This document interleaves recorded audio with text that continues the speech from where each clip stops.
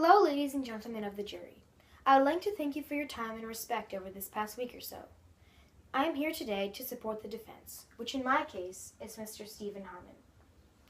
On December 22nd at approximately 4:00 p.m. of last year, Aguinaldo Nesbitt, an immigrant from the West Indies, was deprived of his life. He was lying lifeless on the cold, hard floor of his own store, bleeding internally from a bullet that entered his body that he never expected to be there. This is a felony murder, and someone should be held accountable, but this person is not Steve Harmon. Mr. Nesbitt was found by Jose Delgado, one of the store workers for Mr. Nesbitt. He went behind the counter and he said that there was blood everywhere and the cash register was open, and there were cigarettes missing too, maybe 5 cartons. Jose never felt the need to call the police even after this horrific scene had gone down. If we can't even trust Jose to call the police when an innocent man is hurt, how can we trust his knowledge of Steve? Also, Detective Carroll testified that the crime scene technicians never found any visual fingerprints as belonging to a perpetrator.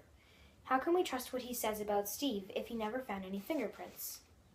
Also, Osvaldo Cruz testified that he was in court that very day because he was getting a deal from the government for proving his side of the case, which means that he is getting less time in jail.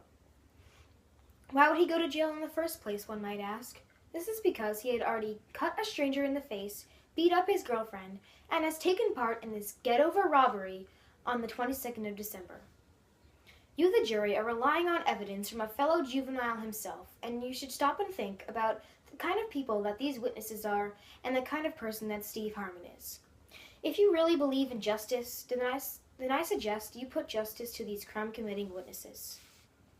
On July 13th, Richard Bobo Evans testified that he was also a part of the crime and is getting a lesser time in jail because of it.